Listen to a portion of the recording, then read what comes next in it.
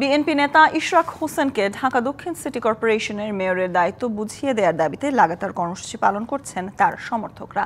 এ বিষয়ে আরো বিস্তারিত জানাতে নগর ভবনের সামনে থেকে আমাদের সাথে যুক্ত হচ্ছেন সহকর্মী ফরহাদুজ্জামান।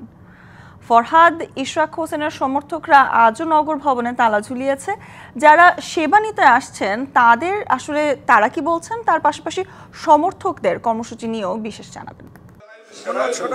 আপনি জানেন যে ইশরাক হোসেনকে মেয়র হিসেবে শপথ করানোর দাবিতে যে আন্দোলন চলছিল সেটা কিন্তু ৬ষ্ঠ দিনের মতো চলছে এবং সকাল থেকেই আন্দোলনকারীরা এবং তার সমর্থকেরা কিন্তু এখানে সড়কের সামনে, নগর ভবনের সড়কের সামনে তার আন্দোলন চালিয়ে যাচ্ছেন।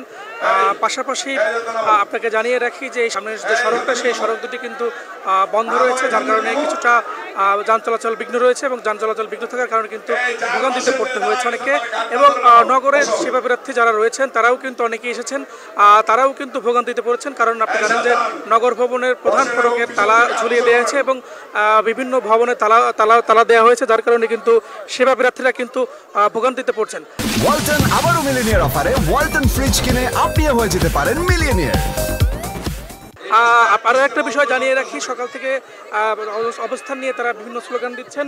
মূল মঞ্চের সামনে থেকে কিন্তু এই বিভিন্ন স্লোগান দেওয়া হচ্ছে এবং সাংস্কৃতিক অনুষ্ঠানের মতো বিশেষ করে গান গাওয়া হচ্ছে, দলীয় সঙ্গীতও গাওয়া হচ্ছে, পাশাপাশি সেখান থেকে জাতীয় সঙ্গীতও গাওয়া হয়েছে। এবং এছাড়া তারা বিভিন্ন স্লোগান দিচ্ছে স্থানীয় সরকার উপদেষ্টা আসিফ মাহমুদের বিরুদ্ধে, তার অপসারণ সহ তাকে অবাঞ্ছিত ঘোষণা করেছেন।